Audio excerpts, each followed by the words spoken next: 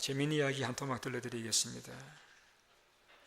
소문난 말성장이 아들을 둔 어머니가 있었습니다. 동네에서 문제가 생길 때마다 꼭 자기 아들들이 연루가 되어지곤 했었습니다. 그래서 어머니는 아들들을 차례로 목사님에게 보냈습니다. 목사님이 첫째 아들에게 물었습니다. 얘 하나님 어디 계시느냐?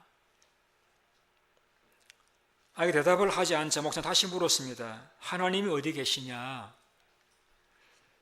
여전히 아이는 대답을 하지 않았습니다. 목사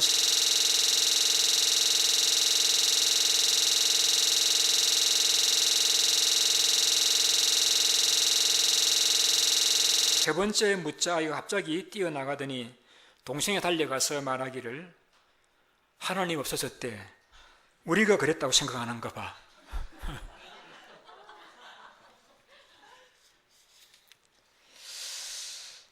오늘은 이방인의 지도자, 이방인 사도 바울이라는 제목으로 말씀을 생각해 보고자 합니다.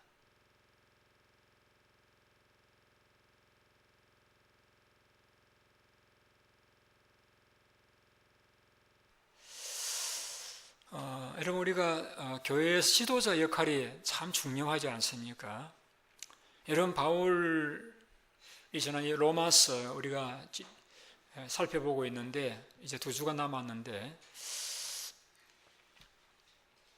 로마 교인들은 순수한 로마 사람들만이 아니라 유대인 교인들 또 로마 사람들, 이방인들로 이렇게 구성되어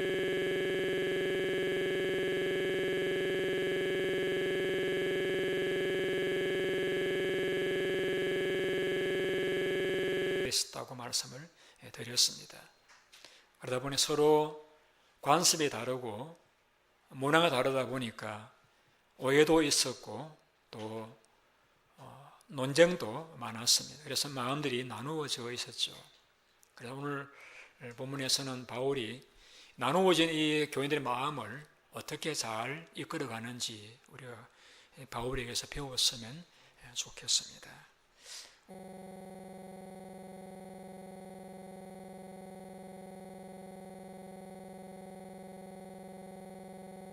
우리 먼저 14절 말씀 같이 읽어보시겠습니다. 같이 읽습니다. 시작.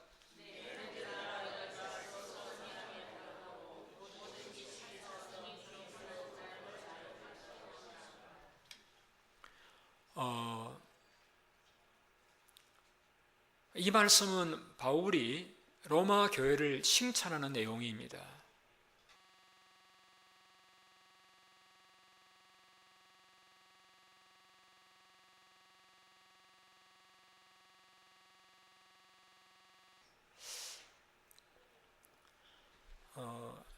칭찬한다라고 이야기할 수도 있고 로마 교회를 인정한다고도 말씀할 수가 있습니다.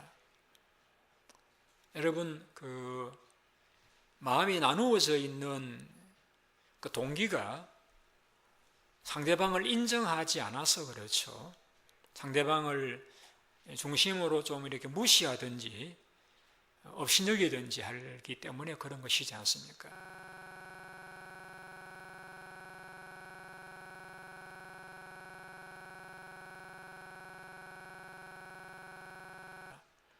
그런데 바울은 이 로마 교인들에게 형제들아 너희가 스스로 선함이 가득하고 이 말씀은 그 마음이 바탕이 선하다 그 말이죠. 착하다 그 말이죠. 모든 지식이 차서 너희 서로 권하는 자임을 나도 확신하노라. 그래서 서로 우리 잘 지내.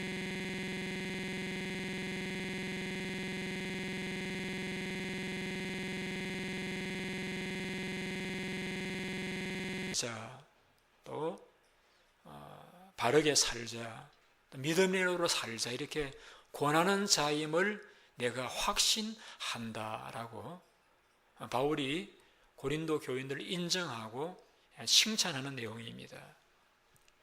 그런데 여기에서 바울이 칭찬하는 한 번 하는 것이 아니라 이미 우리가 읽었습니다마는 로마 1장에 보면은 바울이 로마 교인들을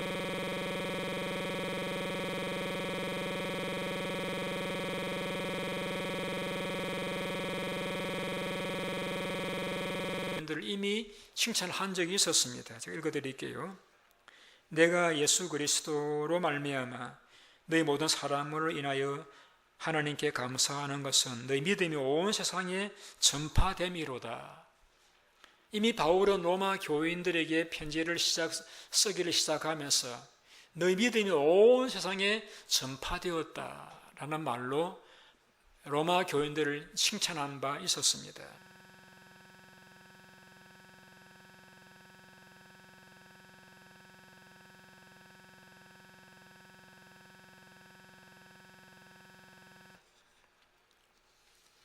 여러분, 이 점이 바울이 훌륭한 점입니다. 한번 따라해 보시기 바랍니다. 남을 칭찬하는 것이 훌륭한 사람입니다. 왜 남을 칭찬하는 것이 훌륭한 사람이냐 하면은 우리 본성은 다른 사람을 칭찬하기보다는 깎아내리고 하자 하는 것이 우리 본성이기 때문입니다.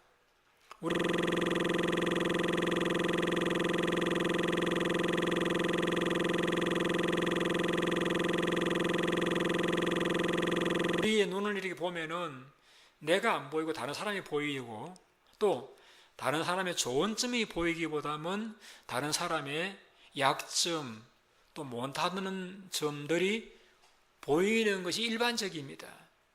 그래서 모이면은 자연히 오늘 그 애기 뭐 입고 옷 봐서 옷이 그게 뭐야? 신발 봐서 신발이 그게 뭐지?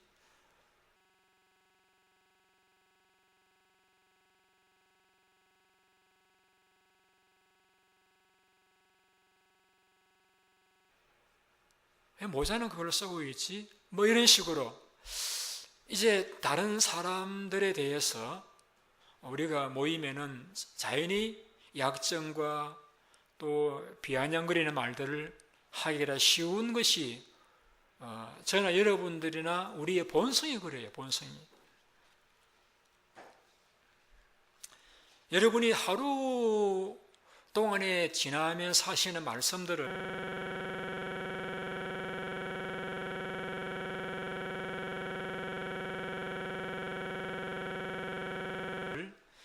적어본다라고 하면 아마 책 한 권은 나오지 않겠는가. 저는 책 방금밖에 안 나오겠지만 우리 사람 보면은 한 권은 나올 것 같아요. 그런데 여러분, 그 많은 말들을 분석을 해본다라고 하면은 그 말들 가운데서 어떠세요, 여러분? 남을 인정하고 칭찬하고 존경하는 말들이 더 많으시겠습니까? 남을 은근히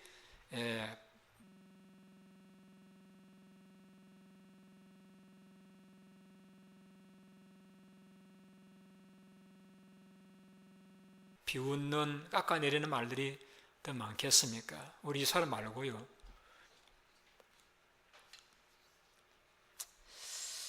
일반적으로 우리는 다른 사람에 대한 말들을 많이 할 뿐더러 다른 사람들에 대한 잘하는 점보다는 못하는 점들을 많이 이야기하는 것이 우리 일반적인 우리의 말의 내용들인 것은 부인할 수가 없을 것입니다. 그런데 오늘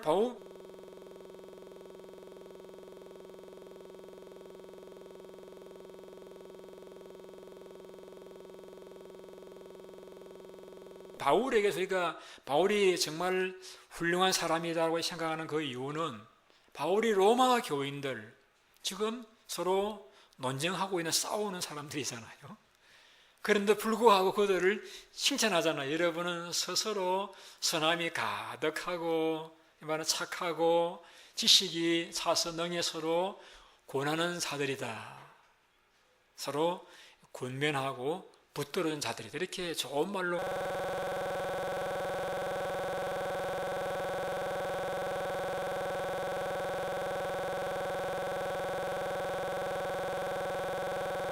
칭찬하고 있잖아요. 여러분, 남을 칭찬하는 얼굴이 어떤 얼굴일까요? 천사의 얼굴이죠. 남을 헐뜯는 얼굴은요, 미안합니다만은 마귀 사촌 되겠죠, 그죠? 근데 우리가 다른 사람을 칭찬하고 인정해 주면은요, 굉장히 그 사람이 기분 좋아합니다.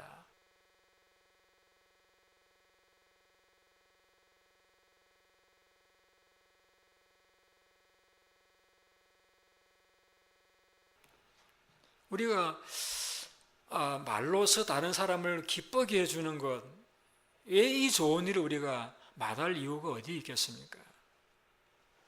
애들도 학교에서 칭찬을 받으면은 기분 좋아가지고 집에 와서, 할아버지 그릇이 있잖아요. 제가 말이죠, 이렇대요. 이렇게 이제 좋아하는데 우리가 왜 칭찬을 하지 않겠습니까?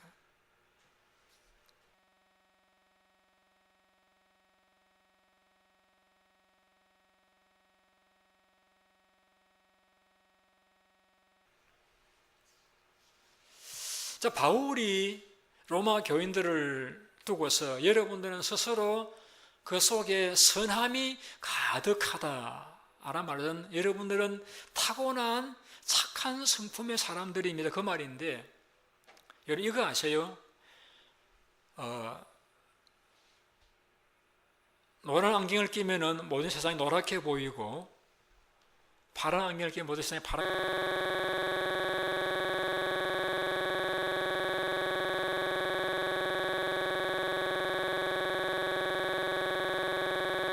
보이는 것 아세요? 다른 사람을 칭찬한다는 것은요, 그 마음 바탕이 선하다는 증거입니다, 여러분.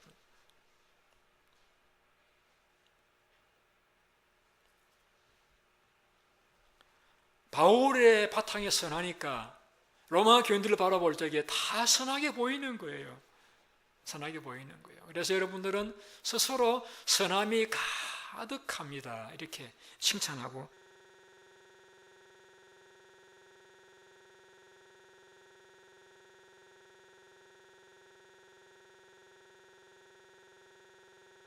있는 것입니다.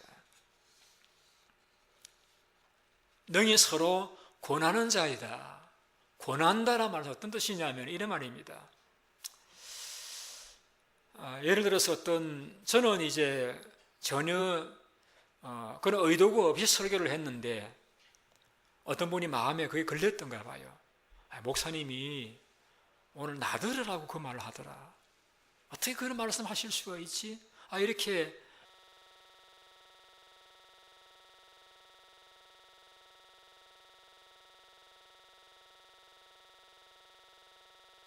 오해를 하는 경우가 있다고 할 적에, 그 많은 사람들 가운데서 당신들이라고 그 말 했겠어?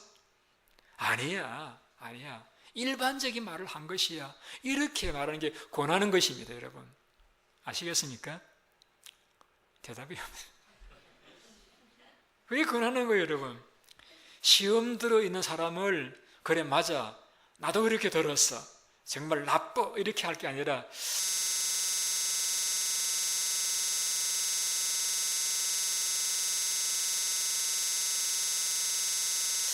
맞아, 그게 아니에요. 그게 아니고 사실 이랬던 거야 라고 이렇게, 이게 권하는 것입니다. 권하는 거.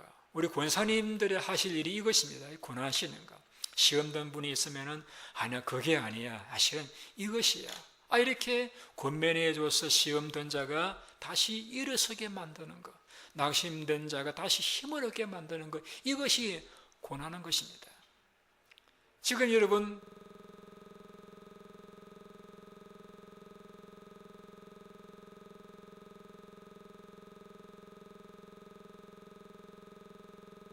로마 교인들이 히브리파 또 로마파가 싸우고 있잖아요. 그런데 바울은 말하기를 그들은 서로 권하는 자이다. 권하는 자이다.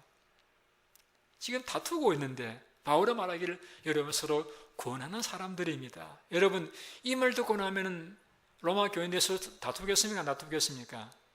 그래도 다투어요? 뭐라 그런 사람이 할 수 없겠고요.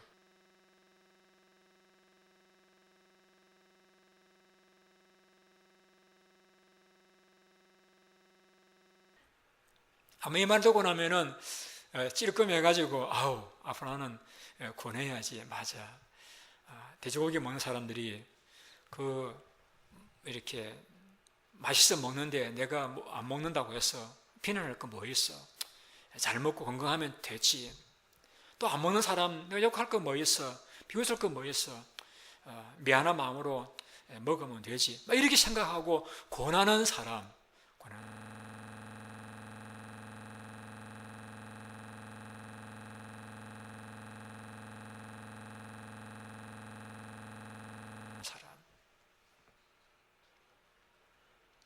얼마나 좋습니까, 여러분? 우리가 약하기 때문에 시험도 잘 들고 남을 이렇게 안 좋게 볼 수도 있는데 옆에서 군면해 주면 얼마나 좋습니까? 또 그런 사람들이라고 칭찬해 주니까 얼마나 아름답고 좋습니까? 여러분들이 교회에서 장로님들을 칭찬해 드리세요. 장로님들은 또 여러분들을 칭찬하시고 이러면 얼마나 좋은 교회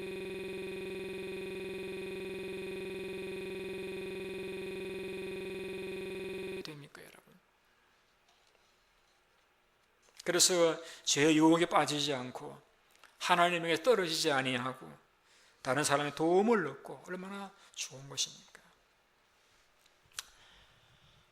여러분, 사람이 자기가 가진 능력 이상으로 일하게 하는 방법이 있습니다. 그게 뭔지 아십니까? 다른 사람을 인정해 주는 것입니다.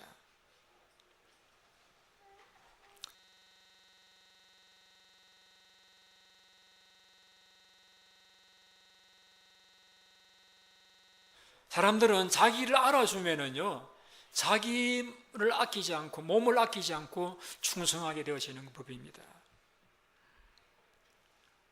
그래서 우리가 다른 사람들이 나를 몰라주어서 섭섭해하지, 나를 알아만 주면은, 그다음부터는 굉장히 기분이 좋아서 마음 아끼지 않고 충성하게 되어지는 것입니다.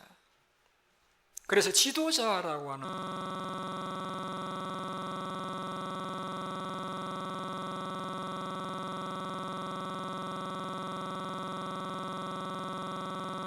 위치는 이렇게 다른 분들을 바라보면서 그 잘하는 점, 장점을 찾아내는 사람입니다. 찾아내어가지고 그거를 이야기하고 인정해 주는 사람이 지도자의 역할입니다. 찰스 펄전이라는 사람은 여러분들은 잘 모르시겠습니다만 설교자들에게는 유명한 사람입니다. 왜냐하면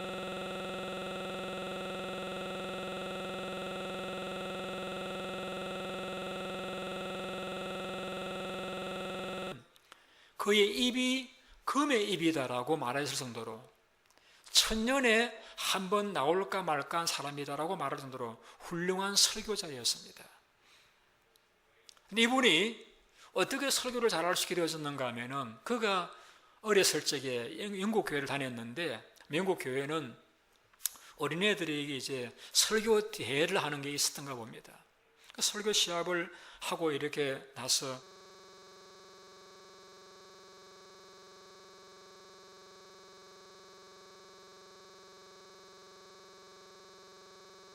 앉았는데 담임 목사님 오시더니 귀에 속삭이기를 얘 찰스, 너 설교 너무 잘한다. 너는 자라서 훌륭한 설교가가 될 거다.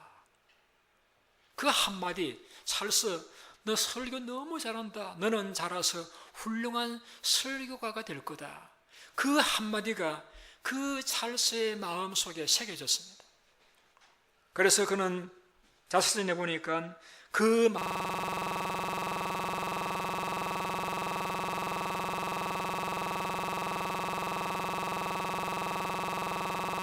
말이 가슴에 박혔다라고 했습니다. 11살 때 들었던 그 말을 심중에 두고 나는 가능성이 있는 사람이다. 나는 분명히 위대한 설교자가 될 것이고 내가 증거하는 말씀을 통해서 엄청나게 많은 사람들의 구원을 받을 수 있을 것이다. 그 담임 목사님의 그 말 한마디가 그로 하여금 위대한 설교자가 되게 만들었다는 것을 간증하고 있습니다.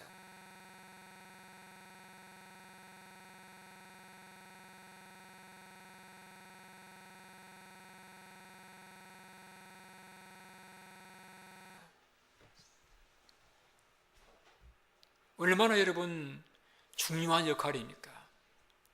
우리가 다른 사람들을 보면은 단점은 쉽게 드러납니다. 장점은 연구를 해보셔야 됩니다.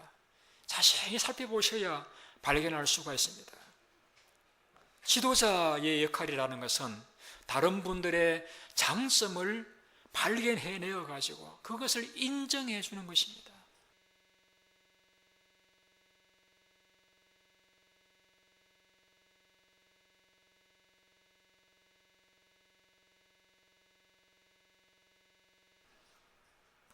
그 사람 다 못하는 게 아니라 잘하는 점 한 가지 있어. 이렇게 인정해주고 알아주면은요, 그것은 그 사람을 살리는, 나아가서는 교회를 살리는, 목장을 살리는 결과에 이르게 되어지는 것입니다.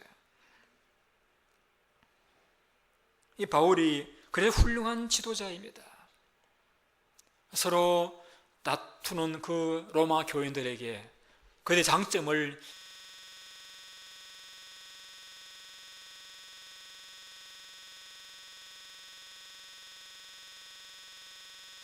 잘하는 점을 인정해 주면서 칭찬해 줌으로써 그들로 하여금 기쁜 마음을 가지고 상대방을 받아주고 또 도와주고 하나 되어서 아름다운 복음을 전하도록 힘쓰는 이 지도자 바울의 이 성숙한 지도력을 우리는 배워야 한다고 생각을 합니다. 둘째로 어떻게 해서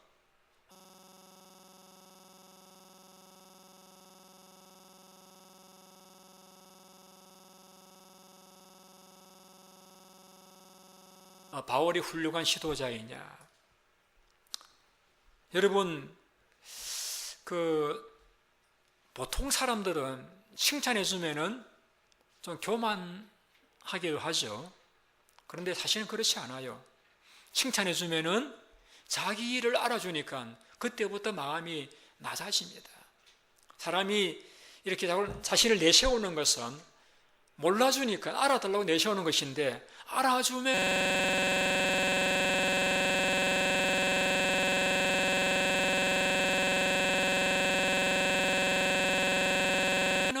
만족하니까 이제 겸손해질 수 있는 겁니다. 근데 바울이 참 지혜로운 종이죠. 그를 칭찬해 주었습니다. 그러면서 자신에 대해서는 지극히 자신을 낮추는 것을 보게 되었습니다. 우리 한번 15절을 읽어보시겠습니다. 같이 보시겠습니다. 그러나 내가 너희로 다시 생각나게 하려고 하나님께서 내게 주신 은혜로 말미암아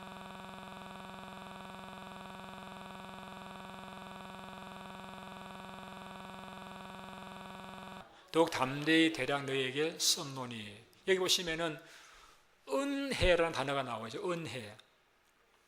은혜라는 단어는 자격이 없는 자에게 베푸는 축복이 은혜입니다. 그러니까 바울이 이 15절 이후에서 자기가 행한 일들을 기록하면서 그것은 무엇이냐? 바울이 훌륭해서 이룬 일들이 아니라 하나님의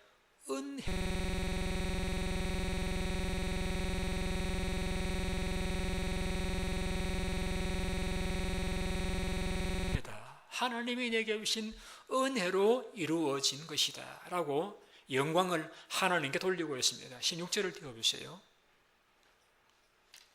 읽어보시겠습니다. 이 은혜는 곧 나로 이방인을 위하여 그리스도 예수의 일꾼이 되어 하나님의 복음의 제사장 직분을 하게 하사 이방인을 제물로 드리는 것이 성령 안에서 거룩하게 되며 받으실 만한 하심이라.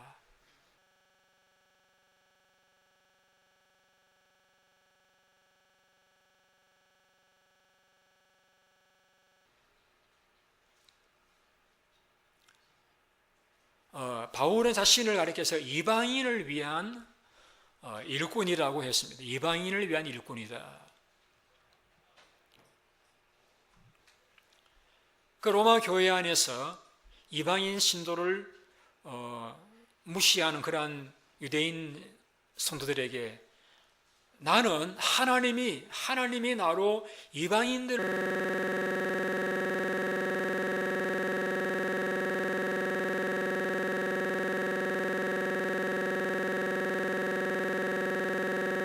위해서 일하라고 불러주셨습니다.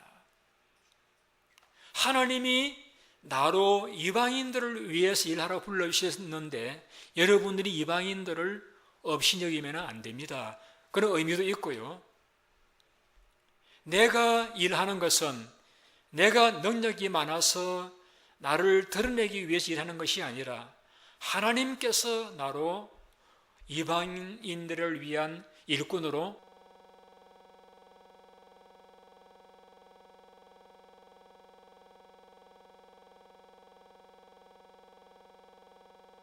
하게 하신 것입니다. 그 말씀입니다.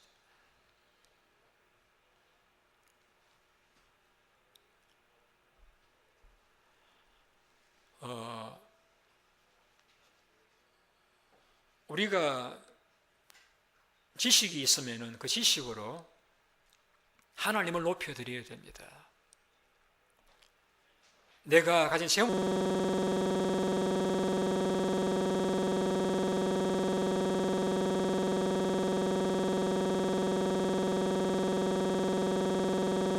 있으면 그 재물로 하나님을 높여드려야 됩니다.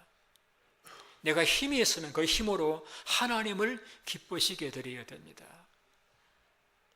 내게 있는 지식, 이거 내가 열심히 공부해서 쌓은 지식이라고 나를 드러내기보다는 다른 사람을 겸손히 도와주고 내가 받은 재물이라 할지라도 그것은 내 것이라 여기기보다는 하나님이 내게 맡겨주신 것이라 여기고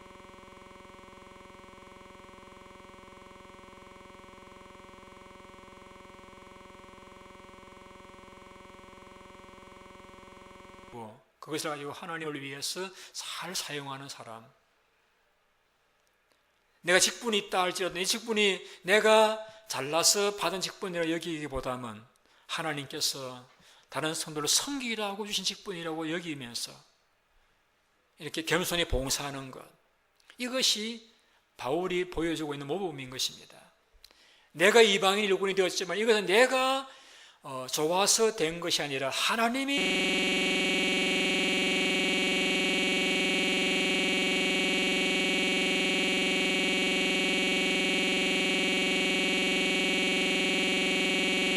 나로 이방인의 예수의 일꾼이 되게 하셨습니다라고 영광을 하나님께 돌려드리는 것입니다. 은혜다.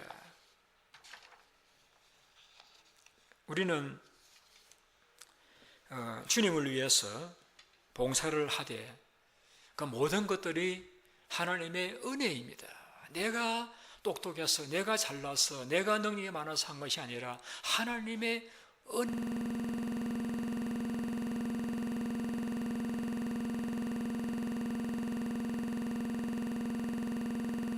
은혜라고 말하는 이 바울의 모범을 우리가 받아야 됩니다.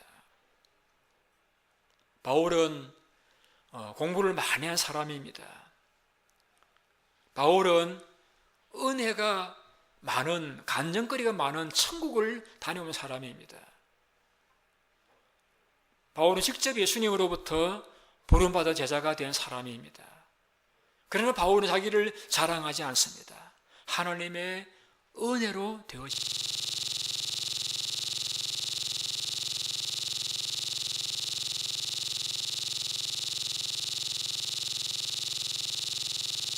것입니다. 17절을 좀 띄워주세요. 17절 같이 읽어보십니다. 그러므로 내가 그리스도 예수 안에서 하나님의 일에 대하여 자랑하는 것이 있거니와. 여기에 보면은 하나님의 일에 대해서 자랑한다. 나를 자랑하지 않고 하나님을 자랑한다. 예수 안에서 하나님을 자랑한다. 여러분, 교회가 또 어려워질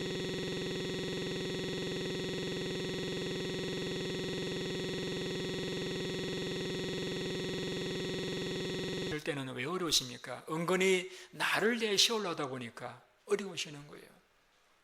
그러나 바울처럼 하나님을 높이고 예수님을 높일 적에는 어려울 일이 있을 수가 없는 것이죠. 18절 같이 읽어보십니다. 시작. 그리스도께서 이방인들을 순종하게 하기 위하여 나를 통하여 역사하신 것 외에는 내가 감히 말하지 아니하노라.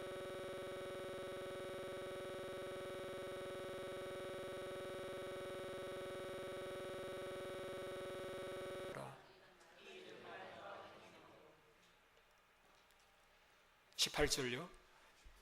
그리스도께서 역사하신 것 외에는 내가 감히 말하지 아니하노라. 바울이 많은 교회를 세우고 많은 사람을 전도했습니다마는 그는 말하기를 그리스도께서 역사하신 것 외에는 내가 감히 말하지 않는다.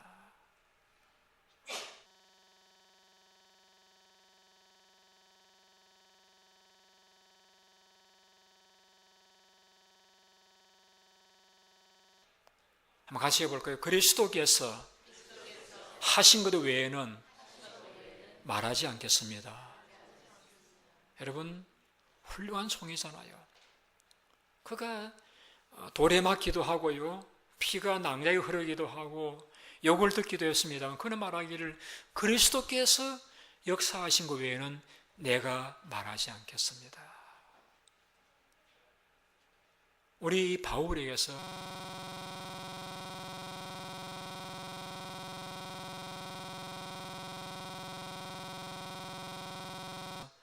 우리 배울 수 있으면 참 좋겠습니다.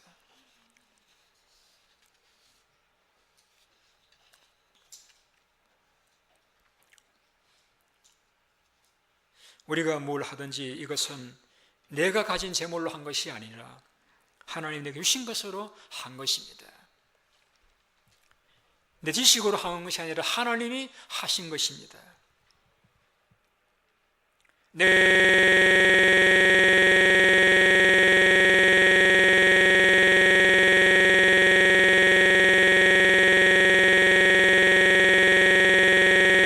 직분이 있어서 한 것이 아니라 하나님이 나로 하게 하신 것입니다. 영광을 하나님께 돌려드리는 그러한 자세가 있으면 아름다운 교회, 평화로운 교회가 될 수가 있는 것입니다.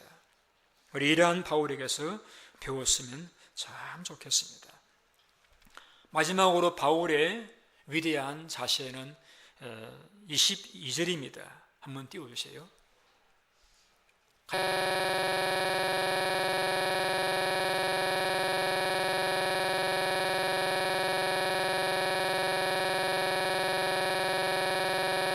읽어보시겠습니다.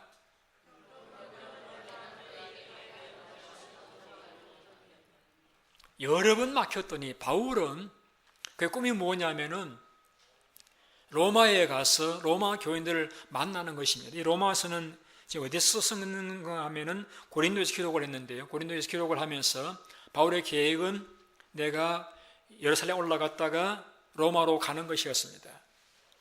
그런데 하나님의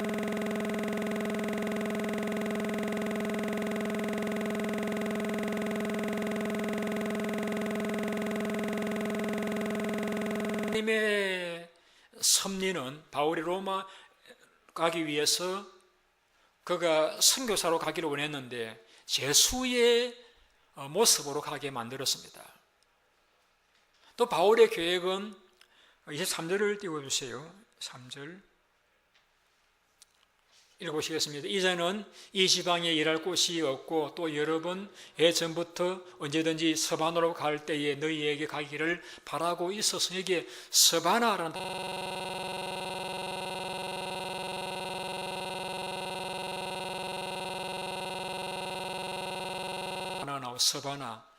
서바나가 스페인을 가리킵니다. 스페인. 당시에는 스페인이 땅끝이라고 여겼습니다. 그래서 바울은 로마를 갔다가 로마 교인들의 도움을 받아가지고 땅끝으로 여겨지는 스페인까지 갈 것이라고 하는 것이 바울의 꿈이었습니다. 그런데 바울이 어떻게 되었습니까? 가지 못했습니다. 그는 로마에서 순교하고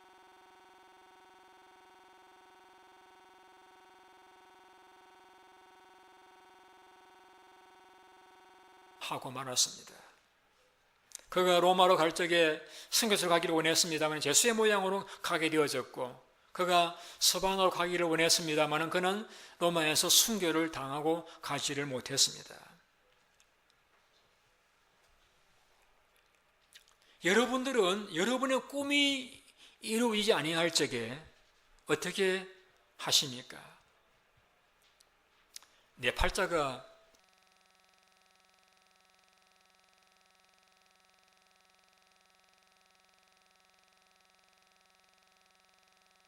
그런가 봐, 그렇게 여기십니까? 아니면은 더 소극적이고 더 내성적으로 바꾸어집니까? 바울이 훌륭한 지도자라고 말하는 이유는 바울은 그러하지를 않았습니다. 앞서 말씀드렸던 대로 바울이 기록한 이 로마서는 고린도에서 기록했는데, 바울이 예루살렘 올라갔다가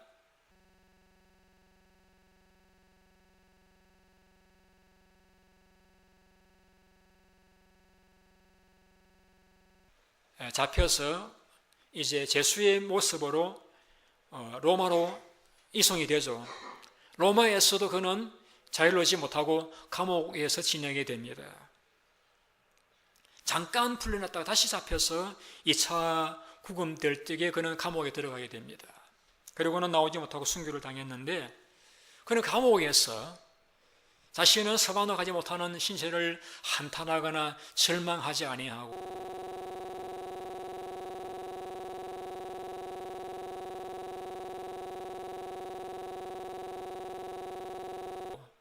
내가 뭘 할 수 있을까?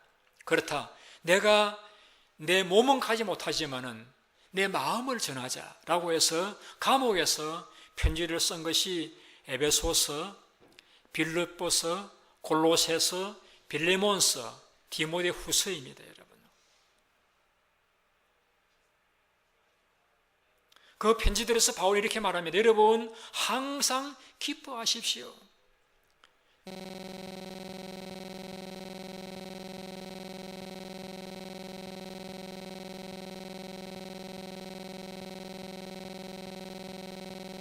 다시 말하니 기뻐하십시오. 여러분, 마음에 어두운 그림자가 있으면서 다른 사람에게 기뻐하라고 말씀할 수 있겠습니까? 바울이 다른 사람들이 거듭거듭 기뻐하라고 말한 걸 보면은 바울은 그가 만난 모든 상황을 그는 즐겁게 받아들였다는 것을 알 수 있습니다. 따라합시다. 모든 상황을 즐거움으로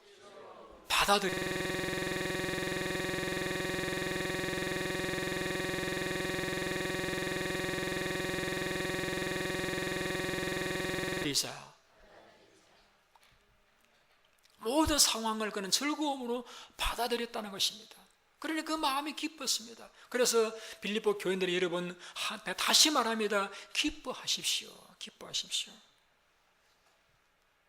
바울은 내 사정 모를 거다, 그러니까 그런 말을 하지 라고 생각하지 마십시오. 바울이 여러분 얼마나 많은 매를 맞고 얼마나 많은 구박을 당하고 고통을 겪었습니다.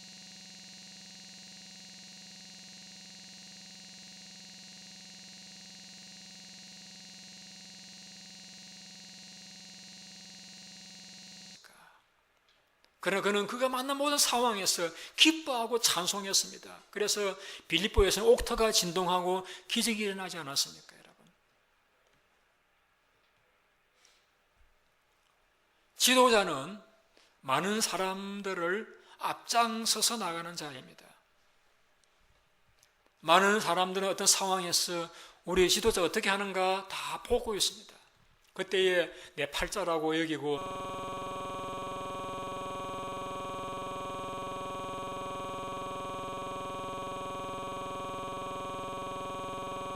주저앉아 버린다거나 혹은 더 의기소침해져 버린다거나 한다라고 하면은 나로 인해서 많은 사람들을 실족하게 만들 수 있지 않습니까? 우리 그래서는 안 되죠. 바울은 그렇게 하지 않았습니다. 오히려 모든 상황을 즐거움으로 무한의 희망으로 받아들였습니다.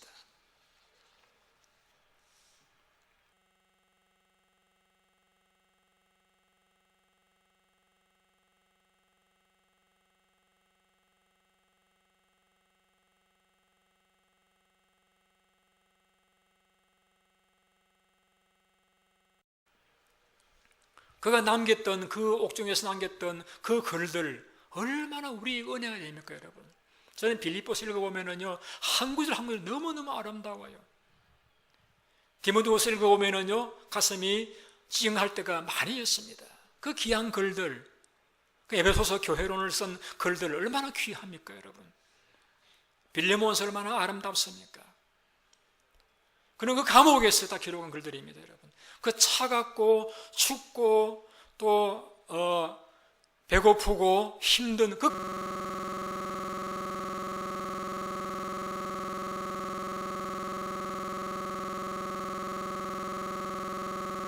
감옥에서 그 아름다운 글들을 기록했다라고 하는 것은 바울은 모든 상황을 즐거움으로 받아들였다는 것을 보여주는 것입니다. 어떤 이런 말을 했으면 천당에는 눈물이 있을 것인데 그것은 고통과 슬픔의 눈물이 아니라 감격의 눈물일 것이다. 감격의 눈물일 것이다. 우리가 땅을 살아가면서 왜 이런 사고를 만나는지 우리 모를 때 많이 했어요.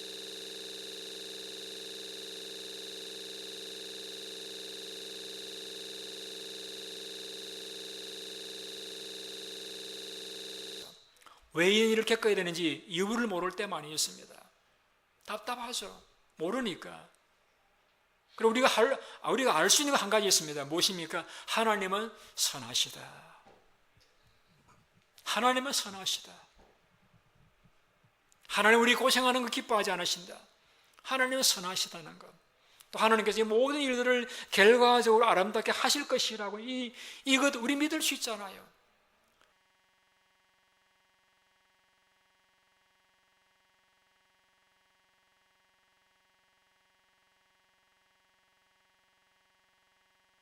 이 믿음이 있으면은 우리 모든 상황에서 우리는 즐거움으로 받아들일 수가 있을 것입니다. 요셉이 그러하지 않았습니까? 억울하게 형들이 요셉을 노예로 팔아버렸습니다. 동생을 보호해야 할 형들이 동생을 돈을 받고 팔아버렸습니다. 팔려갔습니다.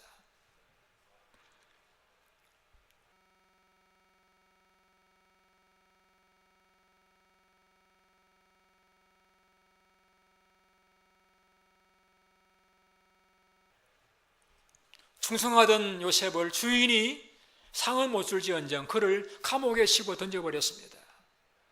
억울하게 말이죠.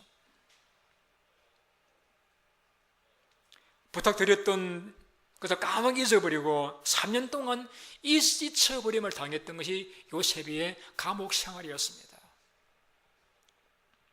그런데 요셉이 나중에 뭐라고 말합니까?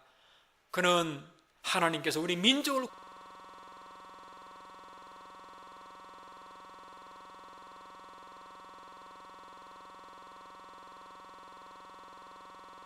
구원하시려고 나를 먼저 보내셨다고. 형들 나를 팔았으므로 두려워하지 마십시오.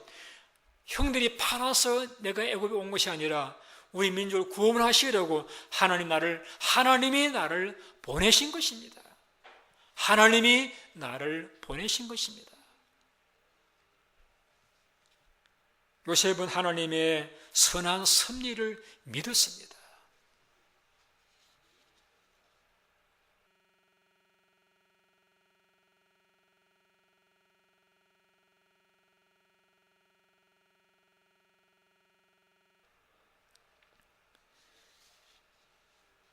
보통 사람들은 하늘이 맑고 태양이 아름답게 비추이고 은행에 돈이 충분하게 있고 몸이 건강하면 나는 행복하다라고 말합니다. 그러나 그건 참 행복이 아닙니다. 그것은 돈이 사라지면 사라질 행복이고 건강이 사라질 때 함께 사라질 행복입니다.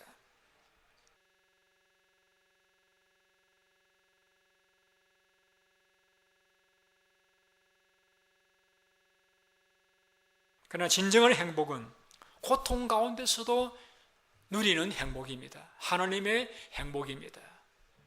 하나님은 선하시다. 하나님 내 모든 상황을 결과적으로 유익하고 복되게 하실 것이라는 믿음이 있을 적에 우리는 어려운 상황에서도 행복할 수가 있는 것입니다.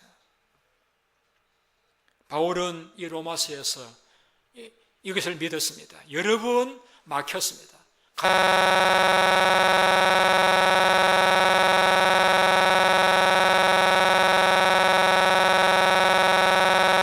하지 못했습니다만 그는 좌절하지 않고 로마 감옥에서 아름다운 성경을 기록했고 아름다운 그의 마음을 우리에게 전해주었습니다. 여러분들은 교회의 지도자적인 위치에 있습니다. 가정에서도 지도자적인 위치에 있습니다. 모든 세상 사람들이 여러분들을 바라보고 있습니다. 여러분들은 불화한 사람들을 화목을 만들어야 되고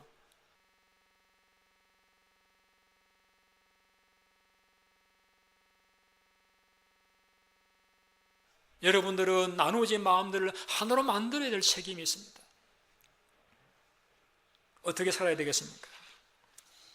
우리 바울처럼 다른 사람에게서 약점을 찾기를 혈안하지 아니하고 다른 사람을 연구하고 잘 헤아려서 장점을 찾아내어서 인정해주는 사람이 됩시다.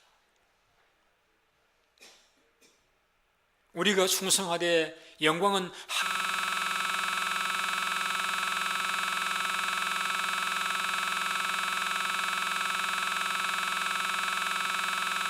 하나님께 돌려드리는 사람이 됩시다.